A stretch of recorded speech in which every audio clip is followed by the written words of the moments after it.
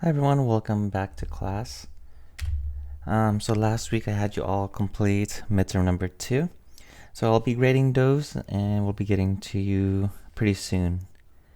And so today we're going to go over history of ethnic studies. We went over the definition of race and ethnicity at the beginning of the semester. So I just want to review it real quick. So ethnicity is more of a specific group. So ethnicity is that identification of population groups based on their ancestry, language, and customs. So a specific group such as Chinese Americans or Chinese, Japanese, Korean, Filipino, Hmong. So a specific group of people based on similar languages, cultures, and so on. Now, race is more of the umbrella term for this. So it's based on a location, a geographical location, and things such as shared biological traits defines a race. So Asians are a racial group, but the specific ethnic groups within Asia, again, are Korean, Japanese, and so on. So European is another race, or we could say Native Americans, um, Africans, and so on from there. So a racial group is defined by the huge umbrella term of all these ethnic groups. Now, when we talk about ethnic studies, it's more of an interdisciplinary study of various things. It's study of race, ethnicity, um, social class, and so on. And it focuses a lot on the underrepresented racial groups because a lot of the history that we are taught or the ones that we learn is based on just one side. So a lot of the history books that we've read or studied in high school are from the Euro-American perspective or one-sidedness with just a few information on different ethnic groups. While ethnic studies actually teaches on every ethnic group. So this course is mostly just focusing on Asian Americans, but within ethnic studies, we are studying different ethnic groups such as African Americans, to the history of the diaspora of Africans going through various parts of the world, really, because of slavery. And then we learn also about Native Americans, so the different Native American tribes within the United States and the history. And then we go all to Latinx or Chicano studies. So we learn about all the history of all the Latin American groups. So it's studying those along with social class and going along with the LGBTQ community. And so all of that. So all these different histories of those different groups are combined along with the different things that are being taught from different majors, from different disciplines in the field. So you could also go into the medical aspect based on how different ethnic groups are more prone to certain diseases. Those are also brought into ethnic studies as well. Education, how various ethnic groups, um, what are their taught or what they're taught in the classrooms, or the history being taught in the class. So there's different things that ethnic studies brings into the classroom. Um, but ethnic studies actually came out from the civil rights movements in the end of the 1960s. So ethnic studies is still fairly new. It's a baby field within the college system, and it's still slowly growing with all these information that we are learning, with all these social issues that are popping up too. So we've all learned about the civil rights movements in high school. We are taught about the struggle for social justice for the people of color. Again, we talked about equity and equal rights. But again, it was mostly just equal rights that a lot of folks were trying to aim for. But we didn't realize that we needed equity. Again, equity again is providing the same amount of things to be able to provide assistance to everyone so they all could be on the same level. Again, but compared to equality, where yeah, we are providing the same amount of things or assistance to the people of color, but it's not giving everyone the same level socially or educationally or so on. So it's just adding more, learning more all about these social issues. Sorry about that. Again, so the civil rights movement was a huge surge of activism. So from what we studied, we learned about all these protests. So a lot of them were very peaceful protests, but there were a lot of also violent protests that happened in the United States. And all began in the 1950s and continued to, and where it rose in the 1960s. And it still continues today. And we do see a lot of those social issues happening, which, like the Black Lives Matters, with all these equal rights that people want within our social system right now. So all these activism and protests, it didn't end racism and discrimination, but it just brought up major issues that people of color were experiencing, and it just brought a lot of attention to major corporations and even the university system, and that's what brought ethnic studies out, because then it helped develop all these programs and organizations that were developed by people of color for people of color. Now, I want to bring it down to how it all started in the university system. So, close to the end of the 1960s, organization known as the Third World Liberation Front was developed. So the TWLF were various student organizations from San Francisco College. Before before it was transformed to San Francisco State University, it was known as San Francisco College, and there was a large group of students of color and immigrant students from different various places around the world. A lot of them were Asian immigrants. Um, a lot of the students were very they learned to become very political, understand the social and political issues happening among students. And a lot of these students wanted to bring up the issues to their teachers, their professors, and administrators. But a lot of them, because administrators and faculty and staff were a lot of Euro Americans, so they didn't really listen to a lot of the students of color.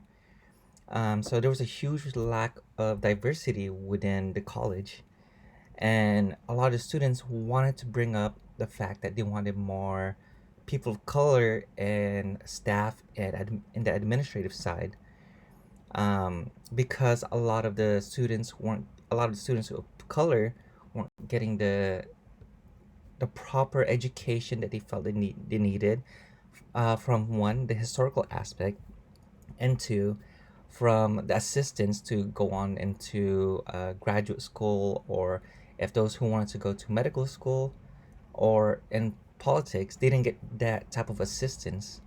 So a lot of the students wanted to get more assistance from faculty, staff, and administrators.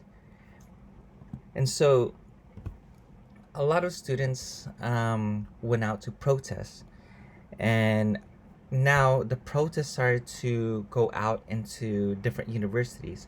The first one after San Francisco State was actually the University of California, Berkeley. So the protests in San Francisco University, or San Francisco College at the time, started the fall semester of 1968. UC Berkeley began their protests in 1969 for the same reasons as San Francisco College. And so both groups, both known as the Third World Liberation Front, would help each other out. And San Francisco College, there was a big issue that happened when a English professor by the name of George Murray was suspended because of his anti-Vietnam views. He was part of the World Liberation Front and was very vocal about his ideas of one getting giving more assistance to students of color, and to his views for anti-Vietnam, his views of anti-Vietnam, because he wanted the war in Vietnam to stop. There's too many students, too many young people being shipped off to Vietnam, and a lot of them losing their lives, and then a lot of them coming back. And he did not want the war in Vietnam to continue, so he was very vocal about his views. But the university or the college didn't like that, and because of this, they actually suspended George Murray.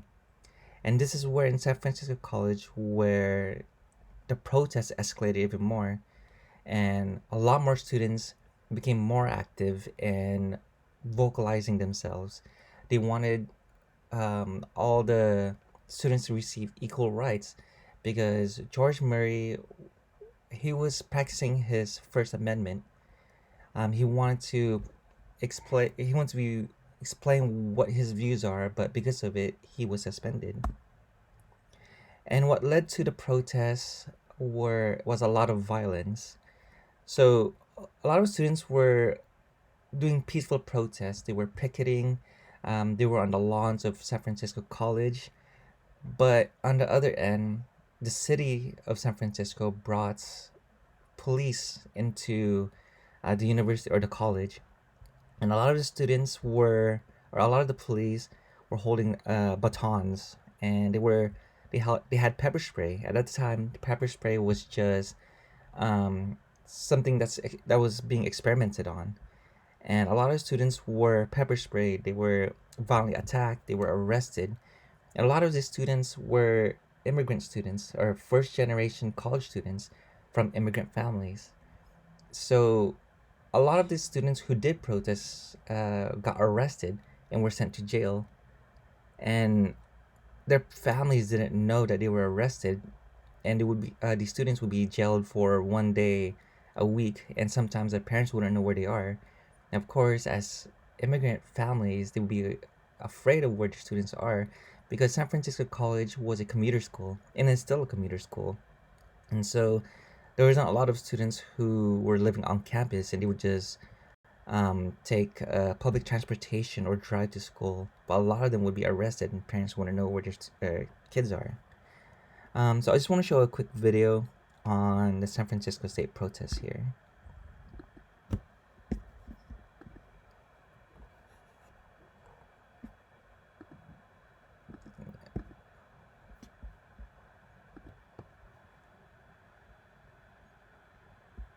From November 6, 1968 to March 20th, 1969, students at San Francisco State College took part in a massive demonstration. And it was a part of the civil rights movement. At that time, we were looking for two things: getting minority students into the school, and then the second had to do with establishing a school of ethnic studies. We wanted to increase the representation of third world students because there were so few.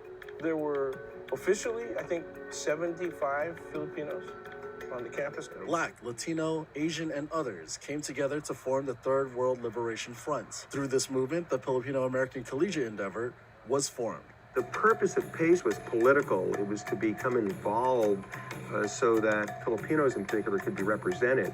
And it was both on the campus and off the campus. The Filipinos who grew up here, like myself and other people that were born here, they grew up and saw the racism in the system, their otherness. They were different from everybody else, right? So they were forced to look into decolonization processes. The strike became a national issue, especially when police were shown assaulting students. You got to remember at all times the cops were armed. They had guns and they had batons. They had tear gas. They had experimental thing called mace, and they had experimental pepper gas. Okay. And they were bringing all that stuff to the campus and looking for a reason to use it. Students claimed victory as the College of Ethnic Studies was formed. The strike also motivated students across the country to demand that ethnic studies be taught on their campuses. I foresee that this is going to continue to go on for decades, which is really good. It's a very small segment of history, but it's certainly an important part. Celebrations of the student strike have been going on since last fall. On April 20th, a special gala dinner will celebrate the Asian American Studies Department, with a keynote speaker being undocumented Filipino filmmaker and SF State alumni Jose Antonio Vargas. Romel Quinclara, ABS-CBN News, San Francisco.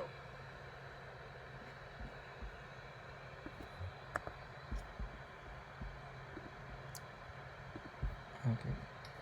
So those that you saw speaking in the documentary are actually Third World Liberation Front protesters on the Asian American section side. So Professor Daniel Gonzalez, I mentioned him before. We call him Gonzo. He's actually a professor at SF State, and he's been teaching at San Francisco State University since 1970, I believe 1970 or 1971. And he was one of the students who was arrested when he was protesting along with now retired. She was a former chair. I'll show her in a little bit too, but they were both arrested within the strikes. So here is an image of UC Berkeley's TWLF. They're protesting along with the solidarity of they are protesting together against issues within the UC Berkeley system where the administrators did not want more. They didn't want to hire any more people of color within their within the administrative side. And so what a lot of the students did was they actually went out into the streets in downtown Berkeley and protested. And there was a lot of folks who were joining in on that. And even those who weren't students, those living within Berkeley and even those on the streets saw what was going on and they joined in a protest and they actually followed the protest throughout the whole time until it was agreed that Berkeley administrators would hire more staff and faculty with people of color in their staff and faculty side. Again, here's another image. It's a very famous image from UC Berkeley. And here's another image of violence erupting at San Francisco College. You can see here too, like there was a lot of media because a lot of the protests that was going on,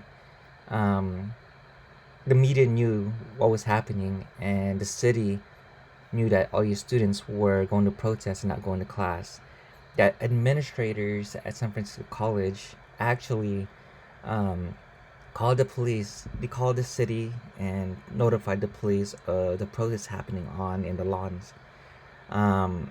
The students who would stay overnight on campus would camp out on the lawns, and the administrators would turn on the sprinklers at night just so that the students would leave the lawn. They would leave the property.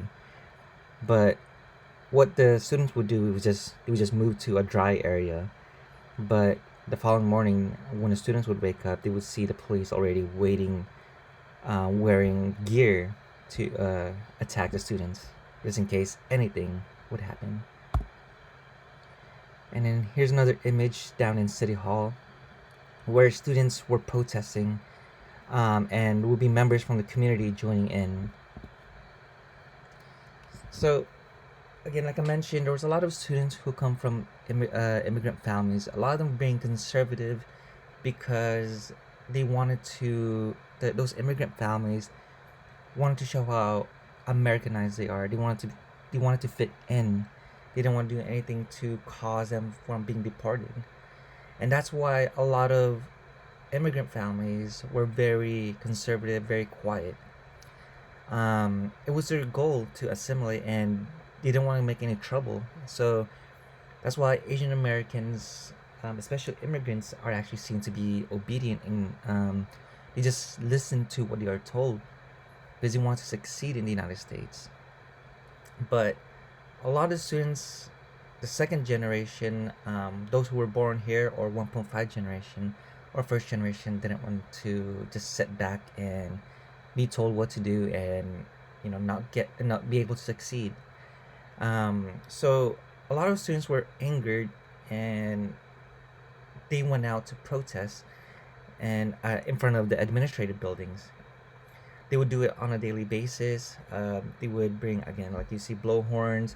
You would see just everyone yelling, making sure that they are heard, that they are known. Students would stop going to classes, and this would affect the students' grades. But a lot of them felt that it's worth protesting, getting their voices heard, than getting a grade in the class. And more students would join in, which later led to majority of classes being empty. And a lot of the students did peaceful protests, but police officers would be called in and would just spray and mace students and even swing the batons at the students.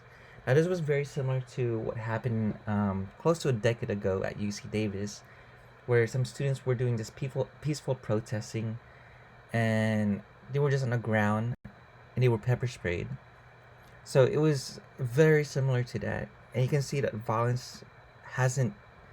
There's a lot of violence within student protests, and not much has really changed.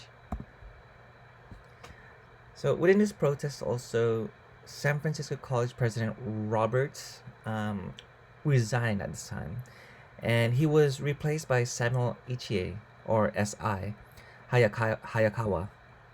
So President S.I. was actually notorious for being disagreeing with a lot of students. He would go out in a protest, and he would just rip away the loudspeakers that students would have. And this is a very famous picture here, where he would just ran up where there was a lot of speakers here.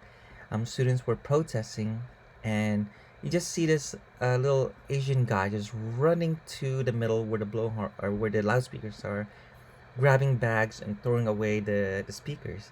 And what made it worse was because President Hayakawa was Asian American too. He came from a Japanese Canadian family, so his family came from Canada, but his parents immigrated from Japan. And President Hayakawa actually later on became the governor, but while he was president, he got support from Governor Ronald Reagan, and it was the same reason because Ronald Reagan, who was against the UC Berkeley students. They're anti. They wanted to hire more people of color. Ronald Reagan didn't want that. He just wanted the students to listen in. At the time, it was because Ronald Reagan was about to run for to become governor, and Ronald Reagan was actually pro Vietnam War. And so there was a lot of issues with Ronald Reagan and UC Berkeley students, and it was the same thing with President Hayakawa with San Francisco College students. And as the protest continued, a lot of students came up with various demands, and they came up with these 5 demands. So first being that there will be a school of ethnic studies for students of color. And what would happen was that that the college, so San Francisco College or State University, is the only university in the United States that has a ethnic studies college. All other universities has either a ethnic studies department or an ethnic studies program. So for those who don't know the difference, ethnic studies college is the college itself. So for example, it would be the College of Engineering, which holds the various types of engineering programs or departments. So it would be the same thing. So ethnic studies is the only college, and there would be various departments underneath it. So it would be the Asian American Studies department. There would be the African American Studies department, the Chicanx departments, and African American department. So it would go on from there. And that school, the college would start in the fall or the fall semester of 1969. That was one of the demands. And the second demand would be that 50 faculty positions would be created for the School of Ethnic Studies, and 20 of them would be for the African American Studies program. The third would be that in the spring semester, the college would be able to fulfill its commitments to non white students admitting those who apply. So, meaning that there would be a lot of students of color coming in. And this is where the Educational Opportunity Program, or EOP, was actually developed. And I know EOP, it's still developing over time. And again, ethnic studies, EOP, these type of programs were just developed roughly 50 years ago. So it's still growing here. And there's still people learning on how various ethnic groups and organizations are working. So it's may not be like the very best, but it's still developing over time. The next one would be that in the fall of 1969, all applications of non-white students would be accepted because at the time, universities were majority of Euro-American students. There would be a lot of students of color trying to apply for universities, but not a lot of students would get accepted. So this was so that a lot of students of color would get a fair chance of getting accepted. So it would make a very diverse student campus. And then the fifth and last demand would that be George Murray, the San Francisco State faculty who was suspended, be given back their position, along with other non-white or non-Europeans instructors who were laid off or suspended would be given back their positions.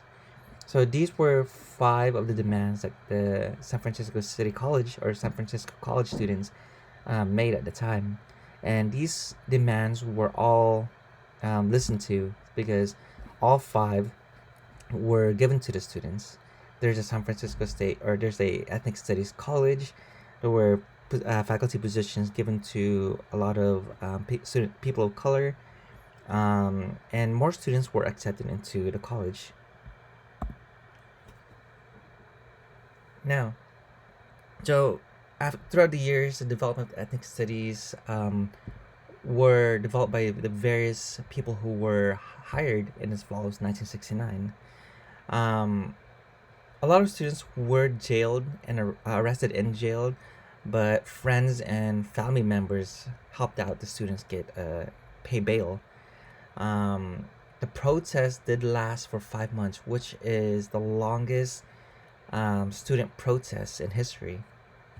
It finally ended in the fall of 1968 when President Hayakawa ended the strike and met with the Third World Liberation Front leaders with those demands.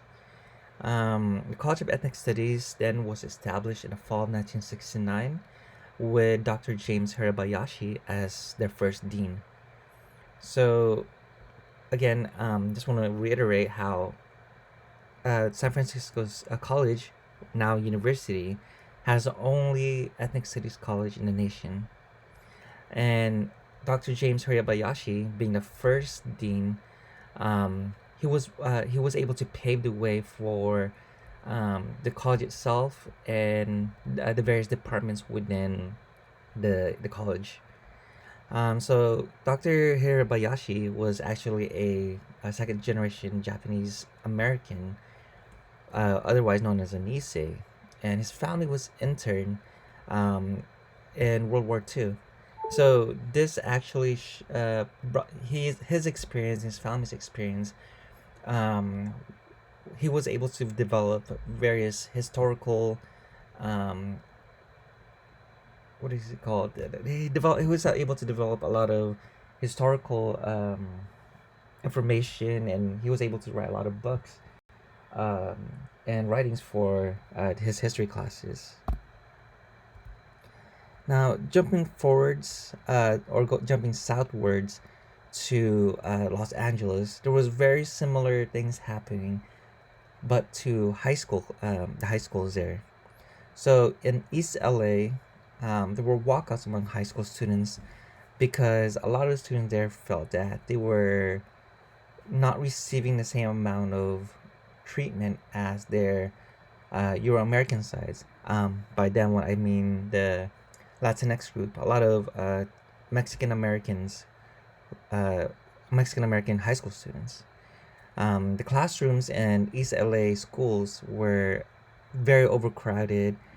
The school was understaffed, and there would be one counselor to every 4,000 students. So the counselor himself or herself would be very overworked and stressed, overwhelmed with amount of students.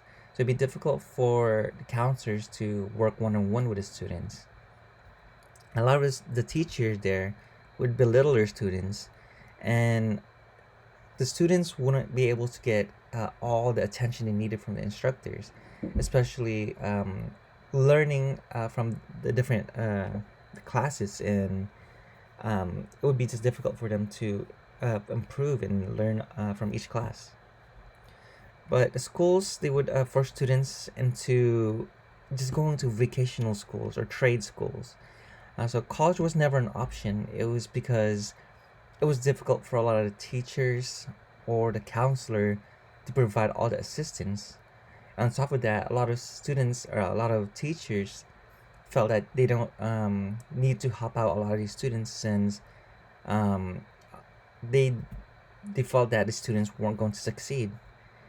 A lot of students here going to the high schools though were their generation and saw that all the struggles that their family were experiencing, that they wanted to go into a field where they felt they could make a difference in the community, and they also wanted to go to a college where they'd be able to climb up the social ladder. And so a lot of students felt like they were just second class citizens, and they wanted more from their teachers, they wanted more from the schools, and so they began to strike.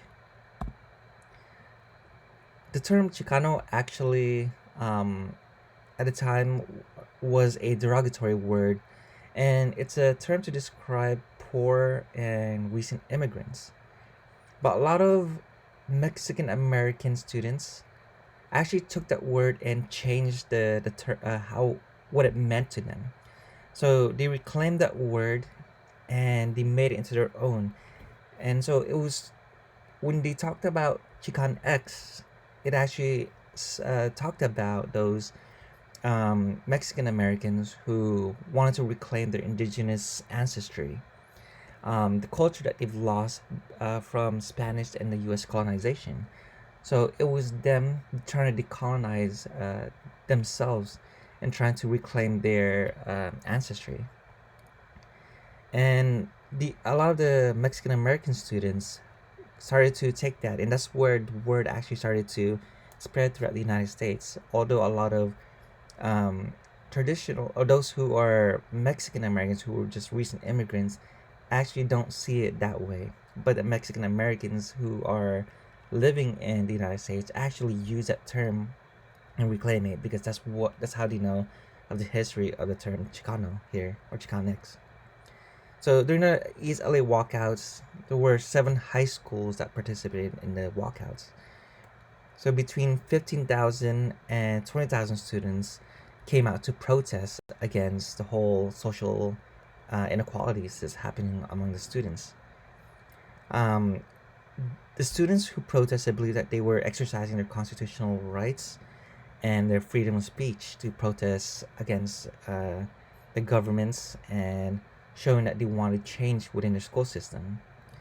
The government, although they didn't like that students were protesting, and so what they did was they ended up arresting 13 members, and these 13 members were believed to have been the ones who started the different organizations to organize a whole protest, one including a teacher named Sal Castro. Um, there was different organizations developed throughout this whole walkout. So there was the Movimiento Estudiantil Chicano de Aztlan, or MECA, and Mexican American Youth Organization. So these were nonviolent groups who were developed at the universities actually and came into the high schools and assisted a lot of the students. The government told the community that these groups were very dangerous and not to listen to what they were saying. And so a lot of the community members who did not know what was going on at the high school would believe the government, they would believe what the media would say. And so whenever they would see the students, they would be scared of all these students protesting, all these people protesting what students believed in. There would still be a lot of protests going on through the high schools and round the clock sit-ins until it was so that Sal Castro was released. Unfortunately, Sal lost his job, but he was reinstated a little bit later on. Throughout the whole protest, eventually students met with school administrators with demands, just like the students from San Francisco College. And there were three different demands. There was academic, facility, and administrative demands. So I'm not gonna go over this whole thing. You don't have to memorize this whole thing, but I just want to show the different types of demands that the students wanted. So the first of the academic demands was that the student or teacher will be reprimanded or suspended for participating in any types of like protests or educational equality for the students in East LA. They wanted bilingual culture. They wanted different type of languages to be taught in the high schools. They didn't want any prejudices within the school, so they wanted equality and equity within schools.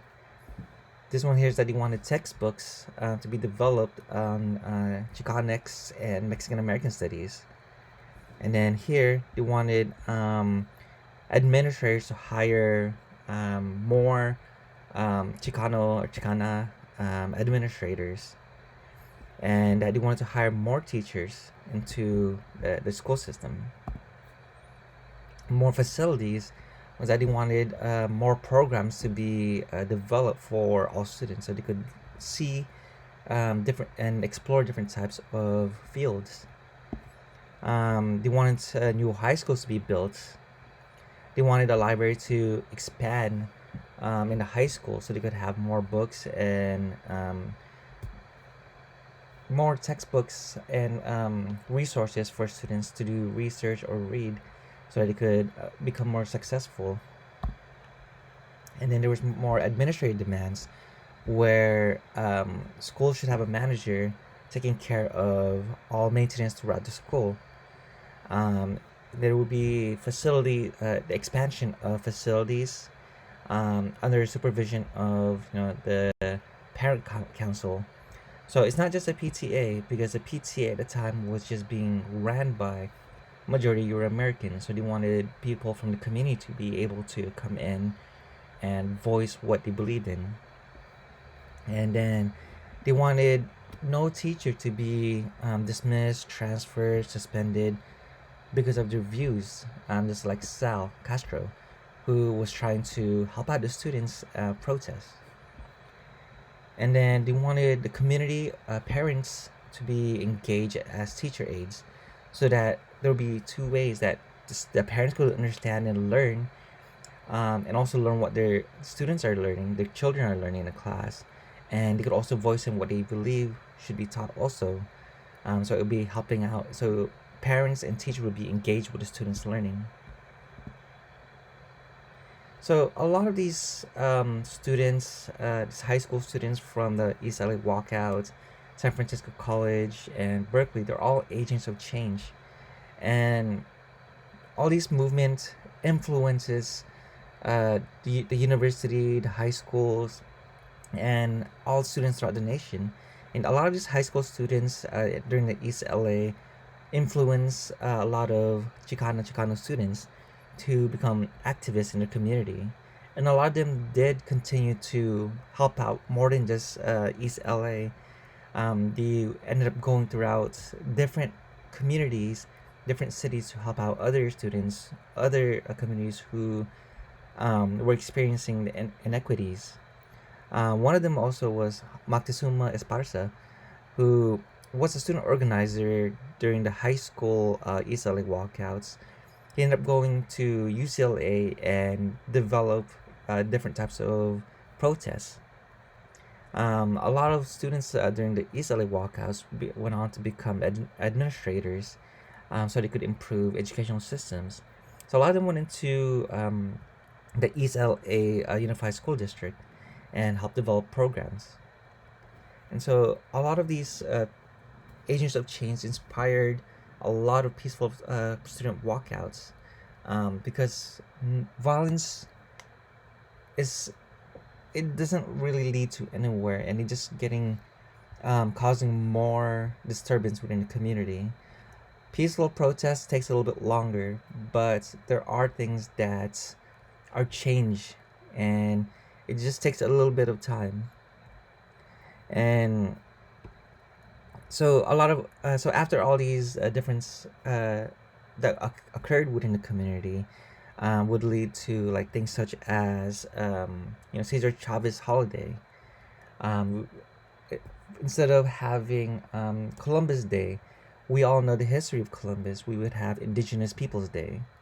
There's all these celebrations. There'd be African American History Month, Filipino American History Month, which happened in October.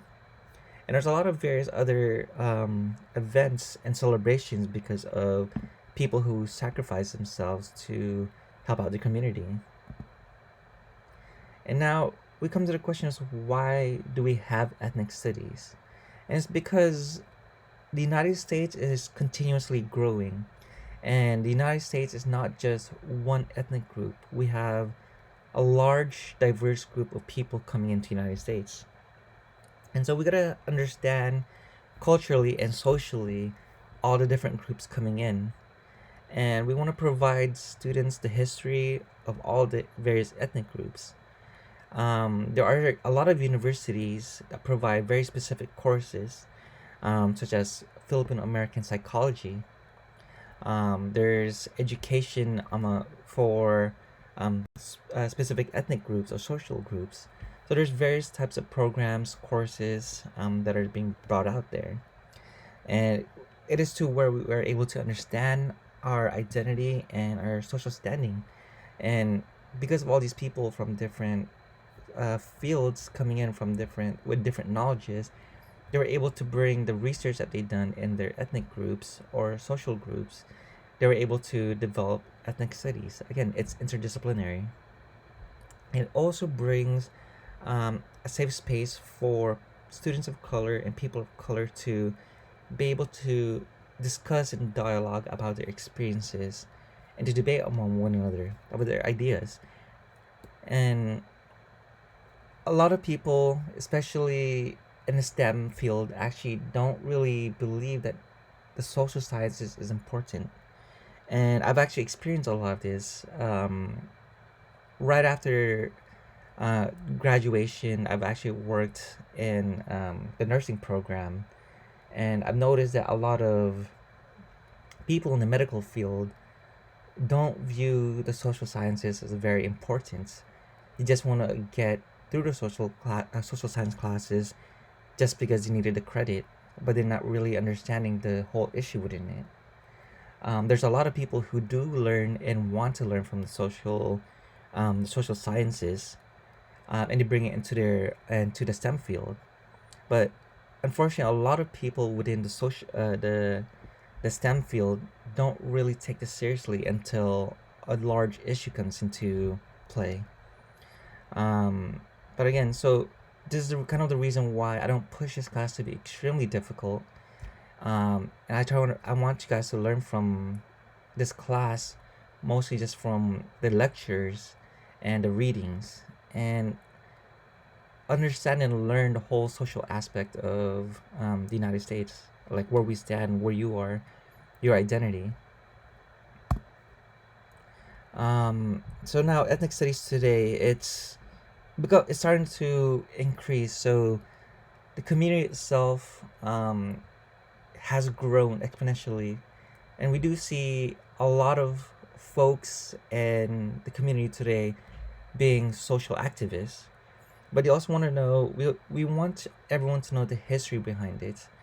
Um, there's a lot of things that we are still learning, and some folks do understand the history behind it. There was a protest actually a little while ago, and I want to say it's from the Black Lives Matter, and it was pretty interesting seeing a lot of people come together and protest what they believed in. But this happened in San Jose, and I actually heard one of the speakers say that they grew up in San Jose, but they don't see a lot of culture. And I don't know, it's maybe because they want to get their word out to protest, but by saying that there's no culture in San Jose, they really disregarded all the ethnic groups here in San Jose, because we do have the Mexican American community, a very large Asian American community, and there's a lot of Euro American communities here too. It's very diverse here in San Jose, and I guess that speaker wasn't really thinking, or you don't know their history about San Jose itself, but I just felt kind of offended. And we do have to understand that, yeah, we all want the same thing, but we can't just force everyone to learn or go towards what we want and what we learn through kind of like threats or just things that we believe in. We actually gotta know what's going on. But continuing on with ethnic studies, there's a lot of organizations, events, and things resources that were developed for communities of color, such as legal services, so that those who cannot afford legal services because of issues that they're facing, or those who are unrepresented, are able to go to them. So a lot of these legal services are actually free, because a lot of the a lot of lawyers are providing the assistance so that they are able to help out the people of color. There are places for low income families to go to. So a lot of those types of resources, people are able to volunteer and protest against like social inequalities. Um, Now, ethnic studies itself is taught throughout the nation. So there are majors, minors, bachelor's degrees, minors in Asian American Studies. There are master's programs. San Francisco State University is one of the colleges that offers a ethnic studies master's degree, as well as UCLA. There are excuse me, there are PhD programs that are offering ethnic studies.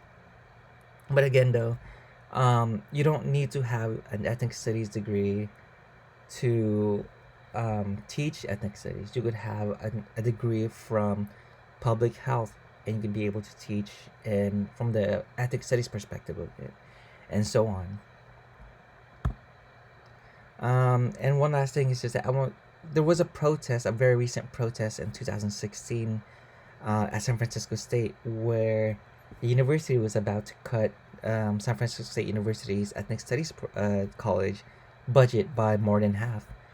And that would mean that a lot of faculty and staff would lose their jobs, and there wouldn't be enough instructors to teach classes, especially those students who are majoring or minoring in ethnic studies. And so a lot of the students ended up protesting and doing the same thing what the protesters did in the 1960s. Um, a lot of the administrators believed that ethnic studies was a bit useless, and that the research being done was not effective. But there was actually research done nationwide that ethnic studies is actually good for students. Um, so a lot of students protested against the budget cut, and a lot of various colleges, universities, the community were standing in solidarity with the students. And eventually, the students were able to talk to the president of the university and provide demands for the students and the college. And the students were very successful on that, and there was no budget cuts the following semester or the year after. Um, so a little bit more on ethnic studies. I just want to show that there are a lot of social issues happening within the community. So, such as those DACA students, so students who are undocumented were going to be either not provided assistance at the university or they would be deported. There's a lot of children and parents who are arrested by ICE who are undocumented and just sent to prison, or they were just caged up. And so it's a lot of issues happening in our society today. And same going on with the coronavirus. President Trump at the time, kept calling it a Chinese virus. And that kind of set off an issue where a lot of Americans, or a lot of people throughout the United States, felt that they would be able to be racist too. So it became more of a overt racism and became very violent. And we started seeing a lot of um, racial issues happening within the community because of how um, Trump started to become racist against Asian Americans. Now, it didn't just affect Chinese Americans, it started to affect all Asian Americans. So the violence against Asian Americans has increased. There was a lot of studies done on this. So here's one research done by a San Francisco State University professor and former chair, Russell Jung. He did his research on how a lot of Asian Americans felt about um, racial issues on COVID-19. So we can see overall Asians, Chinese, specifically Korean, first 1.5 gen and second gen here.